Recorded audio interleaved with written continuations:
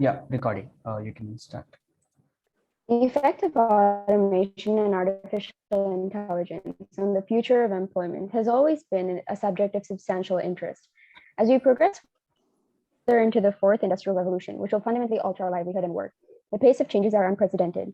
Through this interview with Dr. Rohit Jyotish, we hope to shed light on the effect of automation and artificial intelligence on labor markets of different types of economies, as well as certain policies the government can implement to provide a safety net for those who are at risk.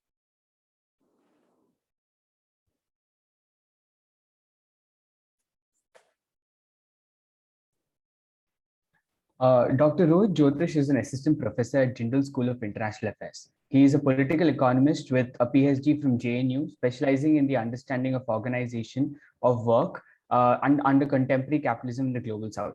His research areas broadly span employment relations, the political economy of development, and information technology. He is also an assistant editor at the scholarly journal Big Data and Society. Prior to academics, he worked in the public policy research and civic media, where he wrote about fiscal policy, public administration, and the welfare state of India. Thank you for agreeing to do this, Professor. Yeah, you're welcome, and I'm very happy to be here. Yes, sir. Okay, so I guess we're going to start with the questions now. So my first question to you is, looking at the current trends in automation, do you think there's a real threat to labor from automation and a rise of the digital? Yeah, so automation in various forms is about minimizing human effort in production of goods and services. So economists often refer to it as labor-saving technology. So sometimes technological advancement can be such that it can be labor displacing. That's when it creates issues like unemployment, right? So in both these cases, various industry narratives tend to be centered around the lack of skills, and that the government should work with businesses to solve that perceived skill problem.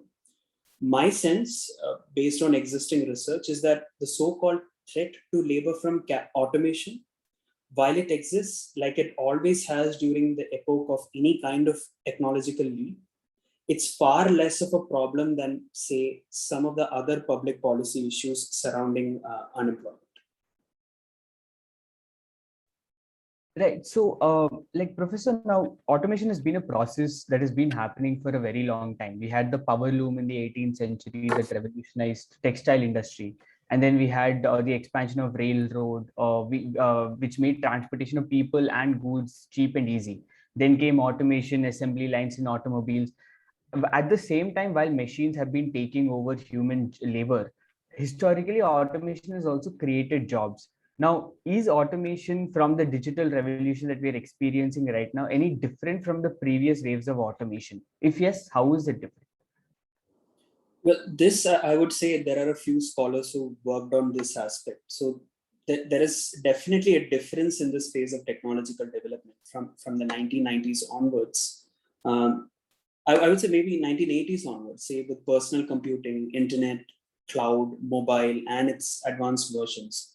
There is an economist, Vasily Leontief, who argued back in the 1980s that the first and second industrial revolutions resulted in technology that was always centered around human labor. So to give an example of think of it this way, you have mechanical power in the form of steam or electricity that reduces muscular effort. So, I mean, loosely speaking, that's the good kind of automation. Like, I think we will all benefit from that. But now when you start developing electronics and hardware with huge computing and processing power, you start to have the automation of cognitive function.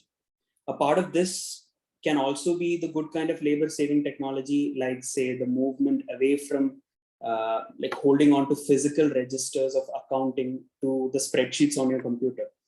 But like Leontief argued, there is a tendency towards reducing the role of labor as a factor of production, how we say in economics.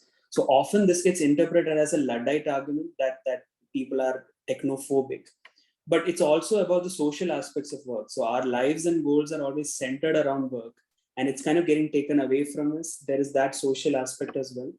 But then you can also look at it from, or say insights from historians of technology, science and technology studies scholars.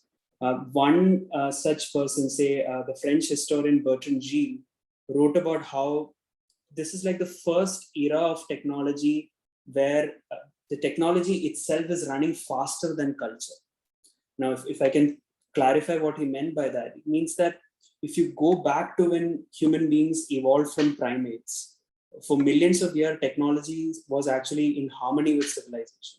So you have stone tools during prehistory, or even when we were developing literate societies, technology was going hand in hand with society. So every major technological change is now occurring in thousands of years. Now, from the discovery of fire to the development of stone tools to agricultural implements. You fast forward to the Industrial Revolution, the duration of this progress is shorter. Funny, you already mentioned railways, shipping, machines. Now, all of this technological progress is really fast paced. Come to the 20th century, electronics and internet upsets everything.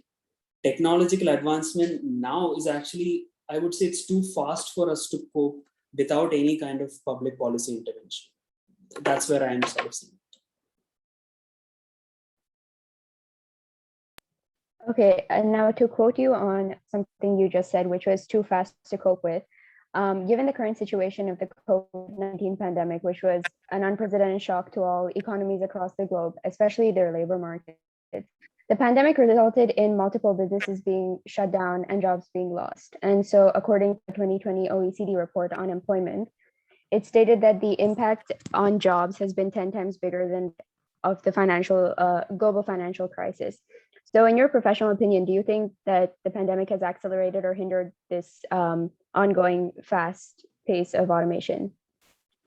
Yeah, so Kirti, what I would say is pandemic has absolutely accelerated the digitization process.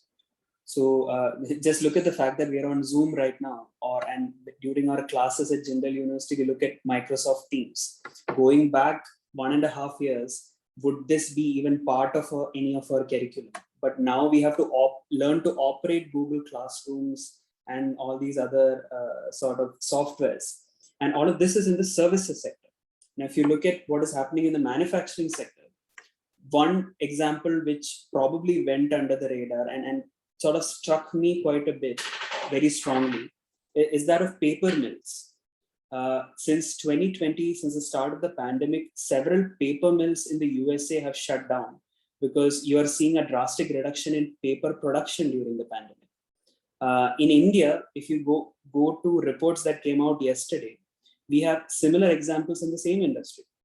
Nagaon and Pachar paper mills are being forcefully shut, and thousands of workers are being evicted from their homes in Assam as we speak.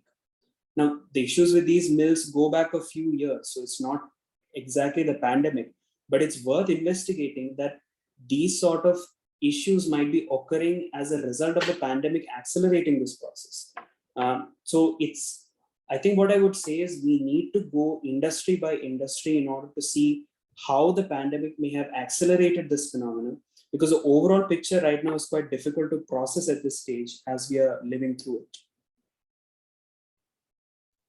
Right. So the popular belief is that like the automation affects like the low skill workers, right? But due to specialization, don't you think like the high skilled workers are also inflexible? So my question to you will be like, will low skilled and specialized workers meet the same fate as due to the automation?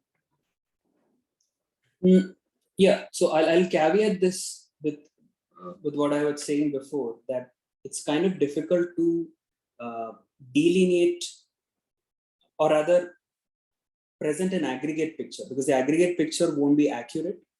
So speaking in really economic theoretical terms, this is basically a question of elasticity of substitution between labor and capital. And going back to the days of Tinbergen, there are neoclassical models that look at skill bias of technological change, which is essentially the question you're asking. The idea being that increase in capital intensity as a result of technological change affects different kinds of labor in different ways. So labor now is not just a homogeneous factor of production, it's heterogeneous. Now, in more recent years, if you look at the research of Daron Acemoglu, he's developed like this task-based model to show that in the case of the USA, there's definitely certain, in exactly what you said, that low skilled tasks are being automated at a faster pace than high skilled tasks. So actually, it's the opposite of what you said. The low skilled tasks are being automated. But again, this research is for certain industries within the USA. And we need to look at it that way to understand how this differs from industry to industry. The term skill itself, if you think about it, it's a product of how surveys have defined it over the years, right? Now, who is to say that a school teacher is less skilled than a college professor? The cognitive and care aspect of school teaching could be valued much higher in a national accounting system that look to those aspects of service work more seriously. So when we say, based on neoclassical labor economics models, that there is a skill bias, what does that imply in terms of social relations of production? That's what we should be looking at sector wise to get a better idea of how automation affects the heterogeneous workforce. I'm basically not giving you a proper answer, but I'm sort of putting forward an entire research project because it is heterogeneous and differs from sector to sector. Makes sense. So you did mention stuff about a lot about the US economy and then industries in the US.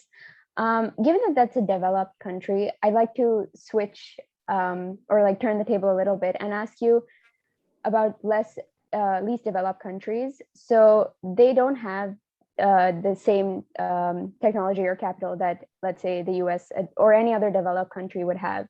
So they have low literacy rates, school enrollment rates are really low. And so this ends up becoming a vicious cycle leading to unskilled labor force and thus poorly developed institutions. So at this rate of economic development in these least developed countries, do you think automation will have any impact on such countries and their economies? Right. So, well, lack of access to technology can absolutely multiply the effects of existing deprivations in society. So why don't we just use examples closer to home? We just talked about how digitization has accelerated during the pandemic, and that many of us, including in our own university, are still teaching and learning online. Now think about what schools have been going through for the last 18 months. They've been shut. There's a survey that came out last month, which is a quick survey by Ritika Khera and Jean Ress of over 1,400 households, I think, showing that in rural areas, only around 8% of the sampled children are studying online regularly. And I think something like 35% are not studying at all. So there is about half who are unable to even read more than a few words because of this.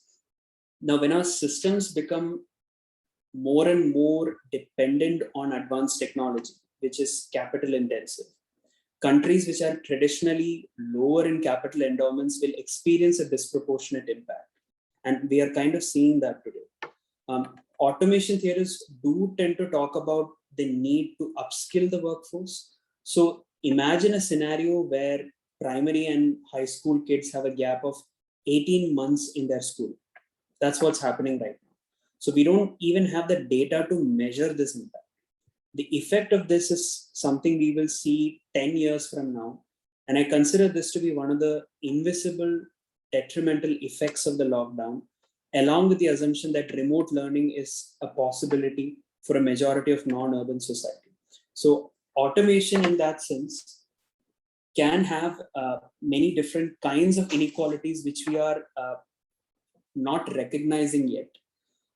So most of it is because of the lack of access to technology. So if you put it in a very neoclassical perspective, maybe increasing the access of technology will solve that. But as mentioned before, we have to consider the long durée perspective here, that the acceleration of technology means that legal systems, governance, public policy, none of it can catch up with this whole process. So there has to be more of a systematic thinking into how automation and its related effects are impacting differentially in different countries. Right. So this actually plays well into the next question I want to ask about inequality. So we know that these inequalities exist in our society, right from inequalities between different nations, developing, and as well as like within a country, you have the high skilled labor, you have the low skilled labor. And some countries providing, like services, while others mine raw materials. You have these different inequalities. So with automation, how is this inequality going to play out? Like, will it affect the labor? In other words, like, will automation disproportionately affect a certain country or a group of labor, or is it set to affect the whole humanity? Absolutely. I think we only need to look at the data on falling share of labor incomes across the world. So this is there is this phenomenon that is often talked about in this scholarly literature called deindustrialization. So deindustrialization basically refers to the decline in share of employment in manufacturing, and that, along with certain, now that is just one aspect of it which gets a disproportionate attention, in my opinion. What you need to look at is the general data set, that there is a fall in share of labor incomes across the world, across countries. There are few countries for which this data set is not available at all. So we need to have a better quality data made available on this across countries so that we can accurately assess the disproportionate rise in returns to this capital. But most recently, if you see, there is research that has shown the existence of these superstar firms. Household names, all of us are familiar with it. They have sort of this ability to dictate market power because they can now build entire platforms.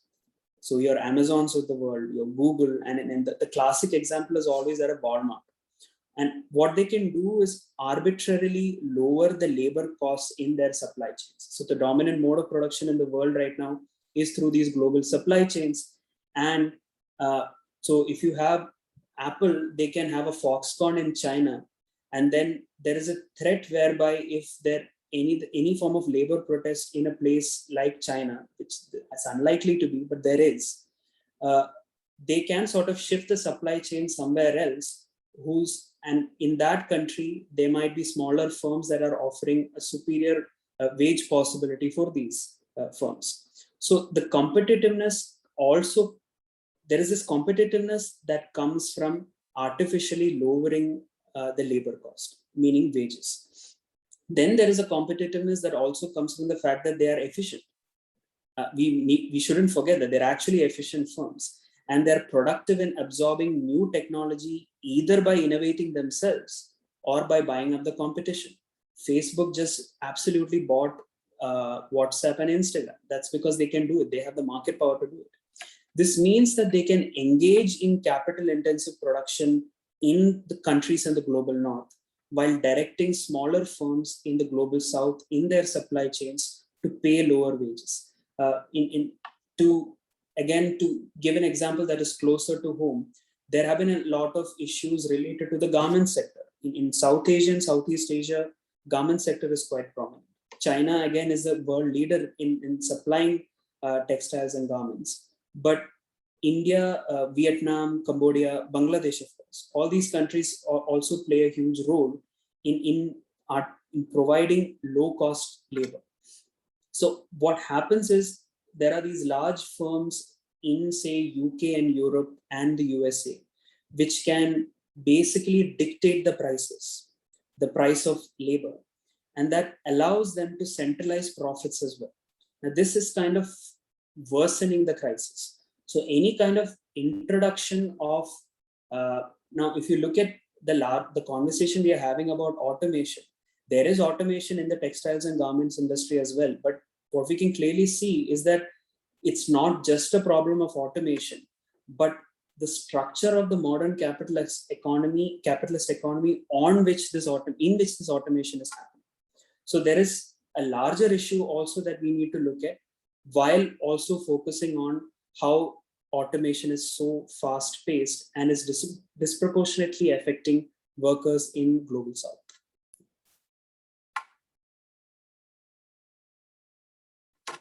Okay, so you did mention that all these big companies are starting to move to become more capital intensive, and how the last point you mentioned, the last point you mentioned was automation is becoming so fast paced. We're not really sure how. I think it's really obvious that with automation being so fast paced, it would lend to an increase in economic growth. However, the general theory is that if economic growth increases, trends in unemployment decrease. So while all this automation and adoption of capital intensive adoption of capital does boost economic growth in the short run, isn't it paradoxical to say that the economy is growing while there is a simultaneous rise in unemployment rates because of this? Yeah, so this is another sort of a crisis that we have. There are different terms that are used to describe this in different schools of thought.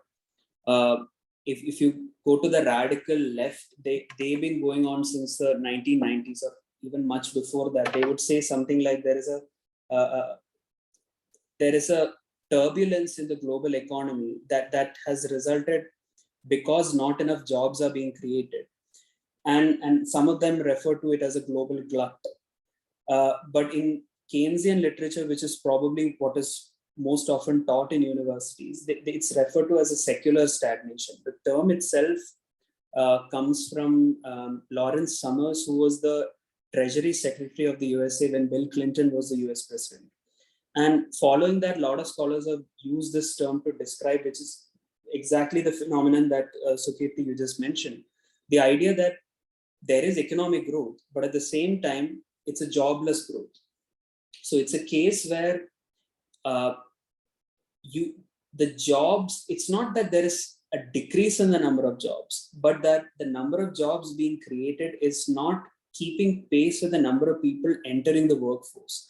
And it's most stark in countries like India, where we just haven't been able to create enough jobs. And often it has been attributed to the failure of manufacturing in India. But actually, it's the case that manufacturing has not been increasing for a long time across the world.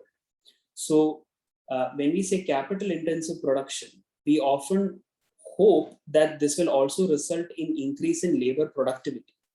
But with a significant portion of the population in the world now engaged in the services sector, what we are seeing is that services sector also tends to be very human-centered. So there is a limit to which you can increase the productivity of that sector. So now, close to a decade, even before the pandemic, the world economy is going through this phase, and we are unable to generate enough jobs relative to those entering the labor market. So you can maybe call it a structural unemployment. That's also a term that economists often use. So it can easily be the case that the actual term that you express surprise at, that there is economic growth simultaneously with increase in unemployment rates. I would say maybe it's hard to understand because it's not exactly the case that we have increase in unemployment. Like in India, we never have a huge increase in unemployment, except for maybe the data that came during the COVID pandemic, where we could clearly see it was night and day, the difference between those who are employed and those who are unemployed, because a lot of people working in construction and the informal sector lost their jobs because the economy itself came to a halt. Now, in this case, what is happening is a lot of people are not getting quality employment and are not being fully employed. So you have a case where several people are only working for parts of the day for some days during the year. And there is some new research that is coming out even on the basis of data that we have here in India, on the periodic labor force survey. And scholars are pointing out that this is an issue. So technically, we do have a case. Now, I'm not accounting for the pandemic here. Let's take the time till right before the pandemic. We definitely do have an issue with rise in growth rates along with the existence of unemployment rates. The accurate diagnosis of this, again, with respect to automation, will require us to go through it sector by sector. In fact, I suspect one of the researchers on this issue is speaking at General this week. So maybe you would want to tune into that. Yes, so we'll check that out. You were talking about quality employment and informal labor. So one of the things that recently has become something that social scientists have called the digital labor, right? Which is basically the labor force that is independent contractors who work on their own account at their own risk for low wages without any social security, like the gig economy essentially. Unlike the traditional notion of labor, this is the new sense of informal labor that has been created by the digital economy, where you're either this independent contractor working for a company or you're working freelance in the digital economy. Now, what responsibility does government have to acknowledge these jobs and provide them with dignity of labor, protection, and other protections? And also, uh, have there been enough steps being taken to recognize these jobs? Yeah. So the term digital labor itself is larger than the gig economy. That's what I would say. So in contemporary scholarship, probably digital labor can describe an array of activities. So it would be people who be sitting at home during click work. So in the late 2000s, early 2000s onwards, there would be these websites like Chili Breeze. Even in India, there people do freelance work where you have to go and click these certain files and see how that file responds to the click. These sort of activities have been outsourced from countries in the global north. And then you can also have work like call center work. Call center work, has captured the imagination of the Indian population in the 2000s. And most famously, probably in popular imagination, would be through Chetan Bhagat's books. One Night at the Call Center, I think that was his book. So there are these, or even say editing a Wikipedia article, or uploading a photograph to social media from a phone. A lot of this is even included in digital labor. But I guess I think what you are interested in more is the gig economy. So in the case of the gig economy, it's more accurately, there is a new set of scholarship that is referred to as platformization.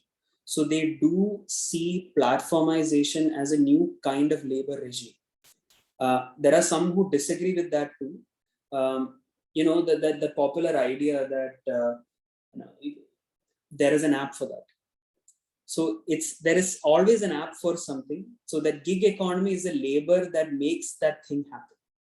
And in that sense, now we are seeing, especially during the pandemic, there has been some comprehensive labor organization efforts, even in India, whereby people are trying to get together. So it's not necessarily the union government or various state governments or local governments seeing this, but it's like the actual gig workers are forcing the government to see, look, we are being exploited here.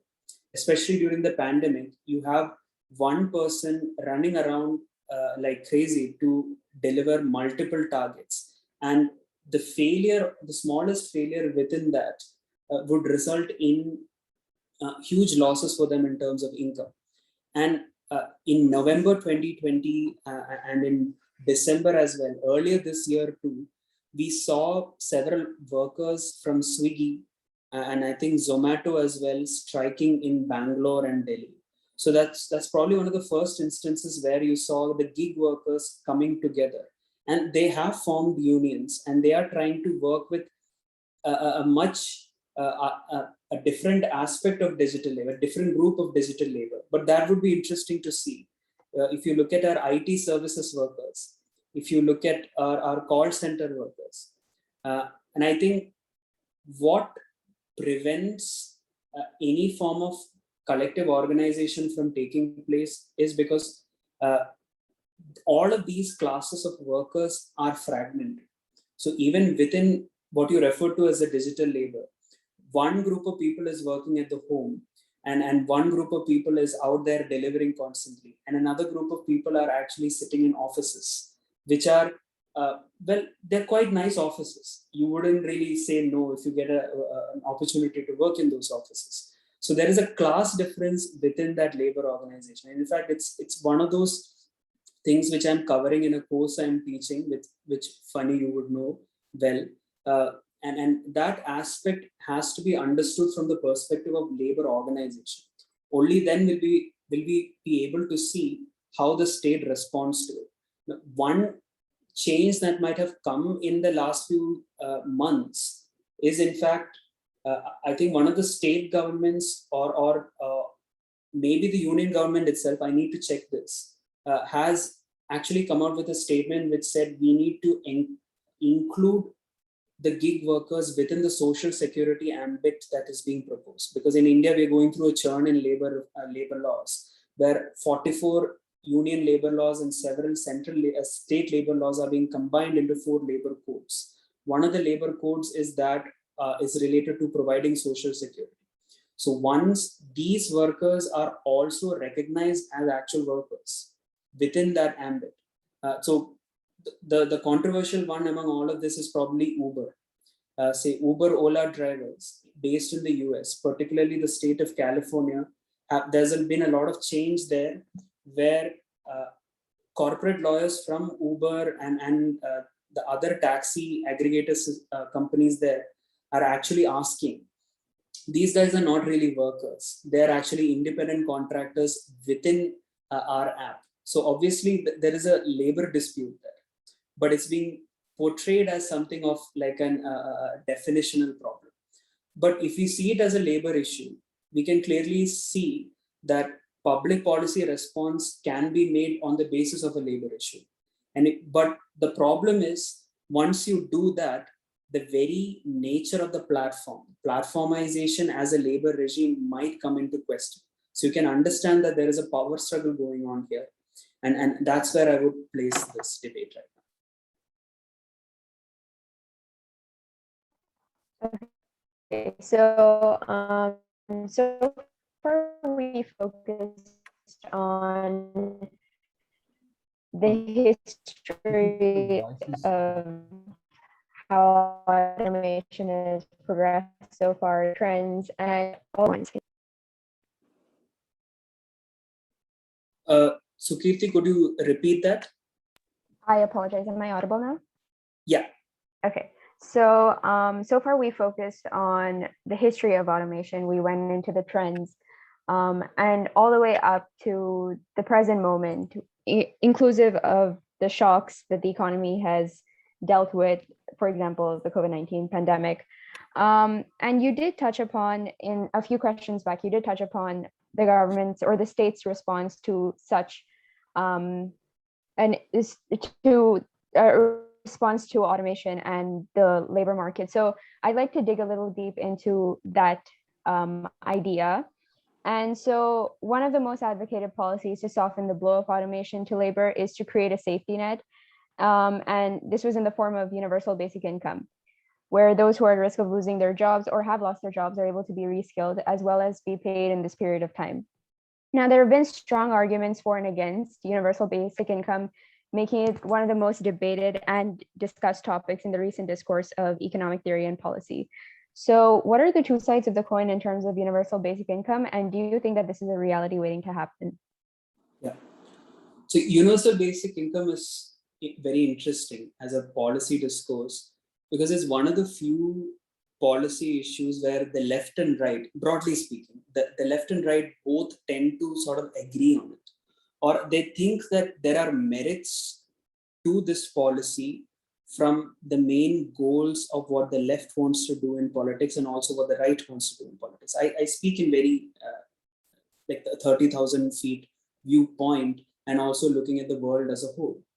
Now, if you look at what that means, it means that for the left, they are seeing this as an issue where you can actually provide, like you rightly pointed out, a safety net for a majority of the or all of the population, if you say universal basic income, if there is a lot of unemployment and if there is a lack of social security. From the perspective of the right, it also what they find attractive about this is that the right has traditionally criticized a large state. So a large state in the global north usually means the existence of the welfare state and its associated huge bureaucracy, in providing education, health, insurance, social insurance of some kind, and on all other kinds of social security policies.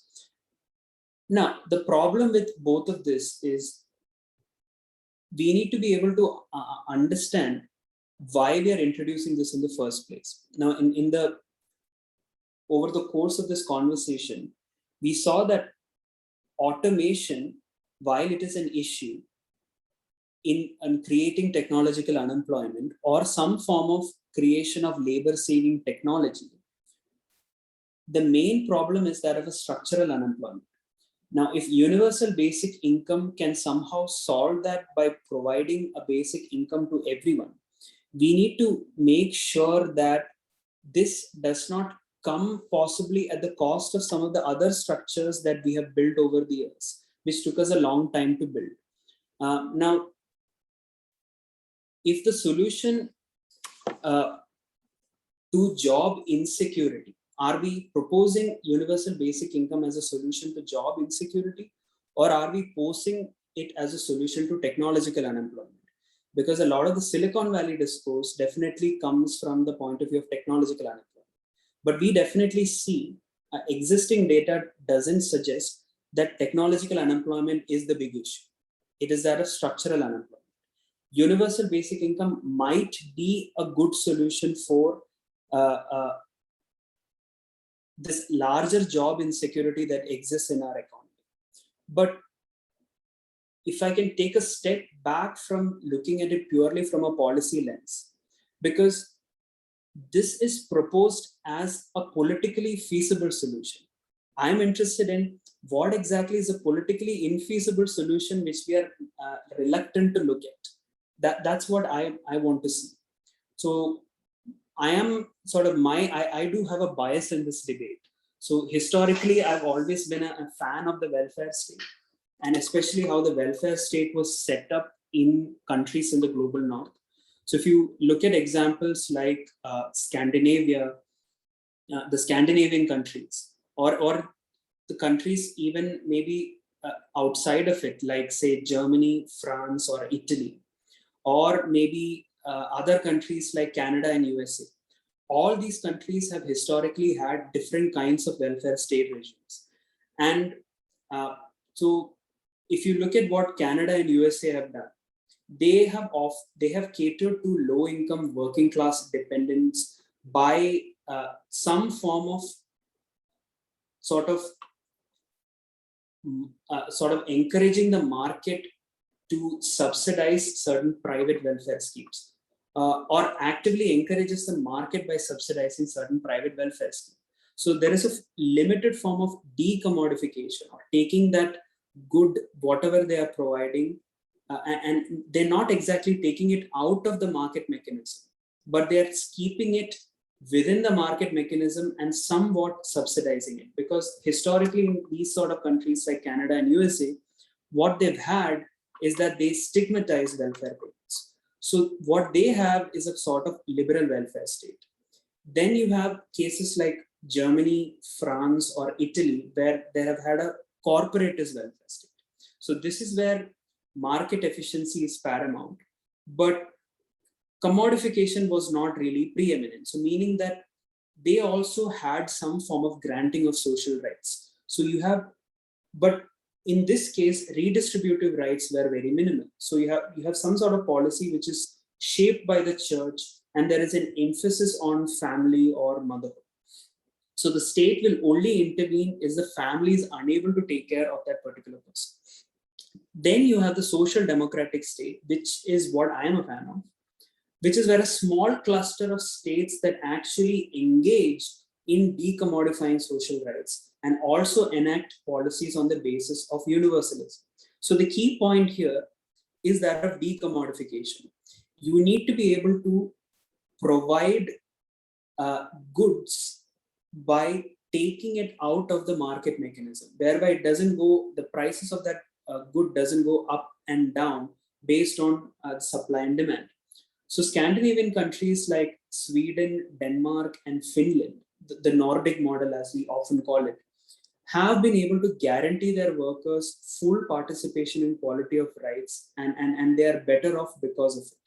So if you look at basic income, there is a lot of research to suggest that it can have certain negative inflationary effects. And we also have to think about the actual quantum. Now, if we don't have enough economic growth in the world as a whole, can we generate enough income to provide as basic income? So then, if we provide basic income to all people universally, then it might have some other detrimental effects in the form of the distortions it creates. So we need to be aware of what are these possible distortions before getting into discussions around this. And secondly, we should also be be open to the idea of proposing solutions which are also not politically infeasible, so that eventually it becomes politically feasible. Thirdly, we also need to be aware that what exactly are we proposing basic income as a solution to? Is it technological unemployment, or is it exactly unemployment in general, or job insecurity in general? This is how I would phrase the debate. Right. So going right from there, like you were talking about political infeasibility, just general feasibility of policy as well as job insecurity. So is there a feasible, do you think, is there a feasible policy that the government can create within the education system and the private institutions to implement programs that that can help the coming generations adapt and be more flexible in learning a new skill and changing jobs? Uh, yeah, like we have already some policies in India, like Skill India, but how feasible are those in the long term, as well as how can they be better?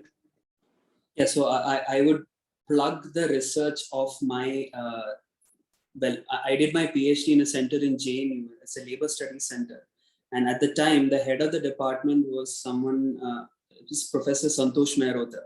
So he's someone who's deeply worked with states in various states in India, and also he's worked abroad. And his particular sort of emphasis has always been on skill creation, some form of skill improvement or skill development.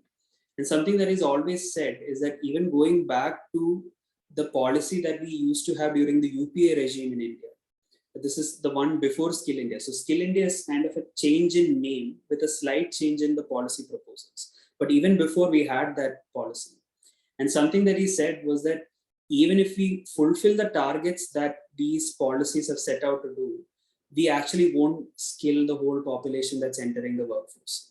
So that's kind of a shocking statistic. And there is a statistics that he put forward in his calculations, which unfortunately I don't remember.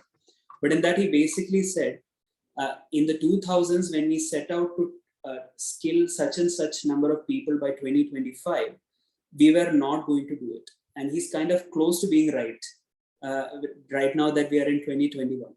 And on top of that, like I said before, the idea of skilling, what exactly do we mean by it? But I think in the traditional sense, what we understand it is, say in India, we have ITIs, Industrial Training Institutes. So in some level, it actually is beneficial to a lot of people who cannot enter the education system and stay there for a long period of time. Now, I say this as someone who's teaching in a university where all students and faculty can do that. But there is a significant portion of our population who cannot just stay in college for a long period of time and then hope to get a job and say after studying a course like BA Political Science. And that's the reality that this sort of skill development tries to address. So it's a very practical and pragmatic policy proposal, which sometimes I wonder morally if I agree to or not, because there is a segment of the population which does not have the access that we have access to. And maybe we are not being faithful to them when we propose policy ideas like this.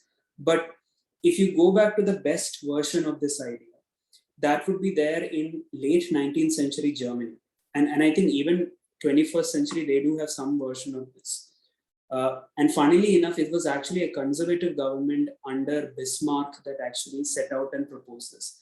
So they had this policy whereby they trained large number of people and sort of allowed them to find apprenticeships. And in the 20th century, the boom that Germany experienced actually was a result of the state and the businesses working together. So in that sense, the businesses are saying, we need such and such people and such skills. And the state then subsidizing that skill development program. And in turn being made, and so a large pool of skilled resources, skilled human resources are being made available. But from a human perspective, you have to wonder, is that the solution we need to look for? Is there again something which is more than what is politically feasible? So that's the, as all of you young scholars, I would encourage you to think beyond that version. But this idea has gained a lot of currency, and it's quite important. Yeah. Okay, so far we have focused on UBI. We focused on a feasible policy the government can bring into the education system. But besides this, I was wondering, are there any other policy interventions that have been proposed or theorized other than UBI and reskilling of labor that could be considered to protect labor in the age of a rise in the digital economy and automation? Right. So we can think of another one, which is a right to work. I don't know if you'll consider that as something within this paradigm. So back in the 90s, and not just the 90s, I think we can go back even further. Right now, one of the largest right to work programs in the world is that what is there in India in the form of National Rural Employment Guarantee Act. And we have been able to provide it as a legal right, not just some sort of a scheme which the government can do so implement at its sort of at its own pace. At least in theory, the National Rural Employment Guarantee Act is supposed to be able to provide work to people who are unemployed. And now, of course, again, with these sort of policies, these are at the lower end of the skill spectrum, and possibly not possibly, in fact, not very appealing to a section of the population who already have achieved a certain level of education. If I can sort of narrow down the scope of your question, Sukirti, and just say, let's look at India. What exactly is the challenge that we are facing? Fani mentioned about the lack of skills and how we can go about skill development. In India, we have a situation where maybe in the 1990s, we had issues about lack of access to primary education, high school dropout rates. But by the 2000s, we had basically solved that problem. Now the issue is that of learning outcomes. And right now the pandemic has accelerated some of those problems. But we actually have been able to provide primary schooling to all of the population. Now, we can also shift our attention towards improving learning outcomes and also that of secondary school education. Think of a young population. The median age in our country is around 31, 32. So we are a very young country. And in this country, we have a huge population that is actually educated by the standards of the 1950s. So you have a lot of people who have 12th standard degrees, who have even college degrees, all of whom are unable to get jobs. So proposing a policy solution to this, one of the solutions is what you guys pointed out slightly earlier, that of skill development. But that has just not been able to scale at such a level that we have had enough impact. Now, if you add on to this, another issue which I talked about slightly earlier, that globally economic growth rates have slowed down. And on top of that, there is a structural unemployment. So proposing a solution to this is actually quite difficult. In development economics terms, the solution that is often proposed is the Lewisian term or the Lewisian transformation, where Arthur Lewis in the 1950s talked about, say, if you have a large number of population in the agricultural sector, you have to transport a lot of them who are working in these unproductive jobs into a manufacturing sector where a lot of jobs can be created. Now, if we consider the fact that there is also a global deindustrialization, it means that those manufacturing jobs don't exist. In India in the 2000s, the way we solved that problem was by a huge increase in construction boom, which meant that a lot of people who were leaving their rural jobs ended up working as migrant construction labor. That itself has its own insecurities. So you have an increase in possibly employment rates, but at the cost of quality of employment and also at the cost of job insecurity. Now, all of this is to say that I actually don't have a perfect solution. And that's why we sort of struggle to solve this problem. And the only way I can sort of give you a partial answer is by going back to that argument I made earlier about the welfare states. So if you look at historically how welfare state regimes have come across that have been able to solve this issue, and this was, remember that welfare state regimes were set up during an era where there was unprecedented growth rates. Now we actually are, that thing is actually slowing down. Maybe that growth rate only exists in certain countries. Prior to the pandemic, India was one of those countries.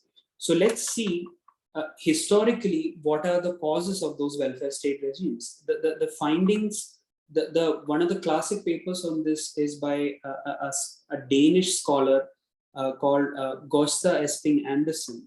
I teach this paper in the political science undergraduate course this semester, where he sort of said that historically, if you look at it, you need to see class coalitions or class formations in different countries. So if in a country, if the union is more interested in promoting their own narrow class interests rather than broader universal objectives, this will affect the nature of their political demands. That can have an impact on the kind of welfare state that exists.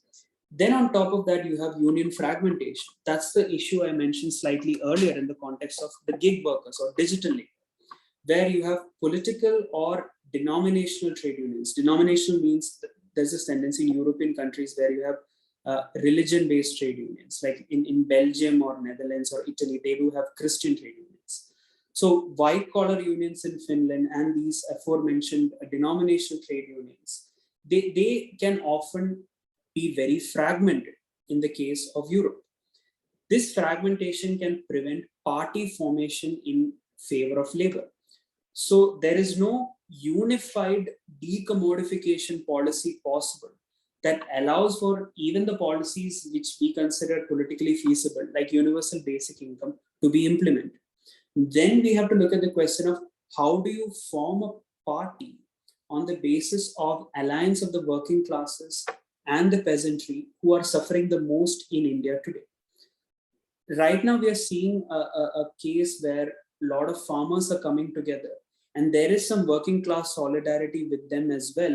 And this we will know by around early 2022, how it can have an impact on elections in states like Punjab and Uttar Pradesh, where elections will take place soon. So the political or electoral impact of these sort of formations can possibly give us a better idea about what are the politically feasible welfare state regimes that are possible in India that will result in a policy that is favorable to the working class and peasantry. That's what we should be looking at. And hopefully, then we might be able to go towards an economy where we are less focused on sort of letting technology run away with it. Now, I have to be very careful when I say that, because I'm not making a Luddite argument. Is that I speak about that with the idea that right now we have entered an epoch of technological advancement whereby we might accept technological change to such a level that we may not be able to cope with a lot of the sectors. And sometimes, and I can even give you an example of that, where actually back in 2018, I think it was Tesla, when he was the Tesla factory run by Elon Musk. So Elon Musk himself actually made this statement about how he may have made a mistake when he went and over robotized a lot of his factories, because he felt that a lot of that work could be done by human beings much better. So these are the sort of issues we need to be looking at industry by industry. Instead of a policy proposal as a whole for the world, we probably need to look at it in terms of industry by industry, and also at a decentralized level, while looking at the class coalitions and various political formulations that result on the basis of this. And then we'll get a better idea of what alternative policy proposals are possible. That's my very long-winded way of answering your question. So it's very interesting, and I guess it's true. Like you were speaking about like the pace of technology and also the policy. So I understand the way you've framed your previous answer. You said that there are like a lot of complex parts that have a lot of different role to play. But if I would ask you in terms of predictions, either your own or some other expert that is already in the current discourse, what would be the ideal scenario in terms of automation? Would it be something from the movie WALL-E, where humans don't have to work anymore, robots and AI cater to every human need? Or, and at the same time, what is the worst case scenario? Would it be like mass unemployment, a failure, a policy failure where government is not able to provide that safety net? And now, considering the best case and the worst case, what is the realistic and pragmatic prediction or way forward in terms of labor, digital economy, and automation? Yeah, so I mean, it's very hard for me to answer that question, but I see where you're coming from. Let me sort of change your questions a bit so that I can answer it. The realistic prediction, I really can't make it, because there are so many moving parts, like I mentioned. But if I speak in terms of fiction, an optimistic portrayal of the society has always been that of Star Trek, right?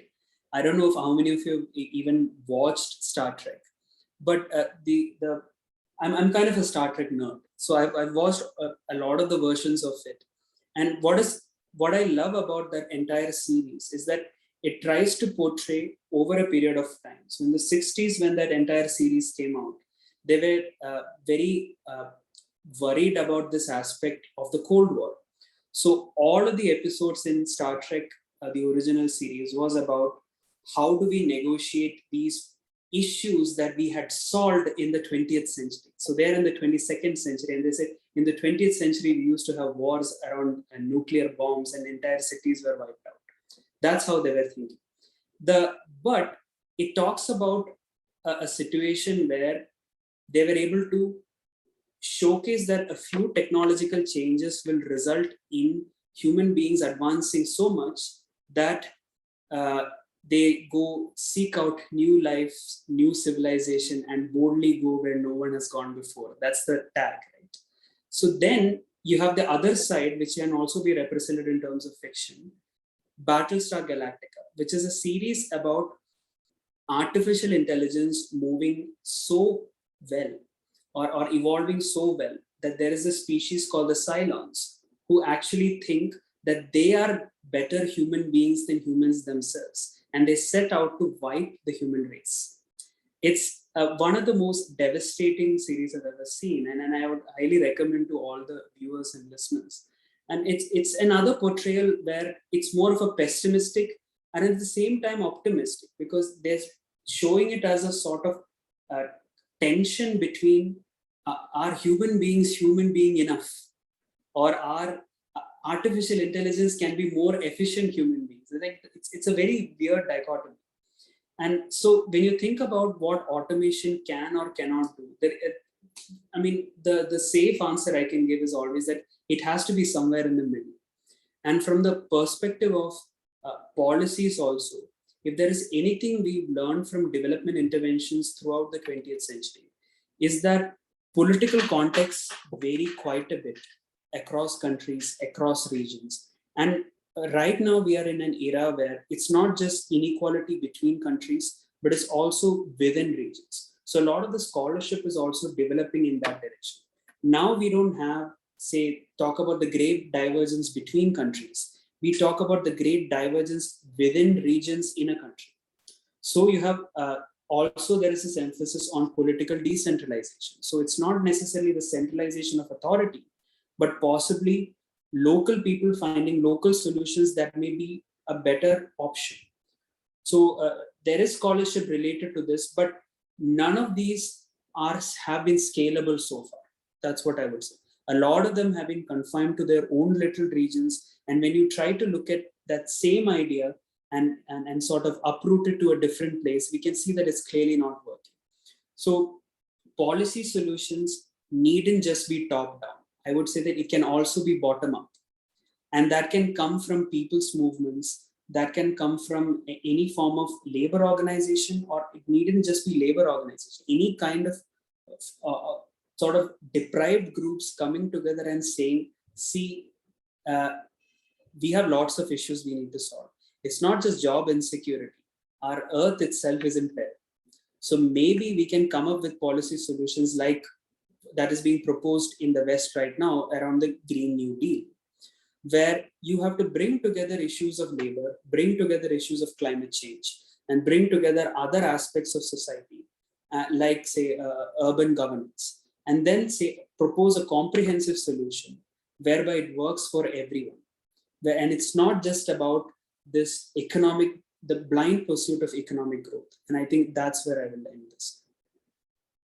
Yes, so thank you so much. With that, we'd like to conclude, and we thank you for joining us and taking your time to answer our questions in such articulate manner and giving us an insight on the progress of automation and how it will impact labor markets. Thank you so much, sir.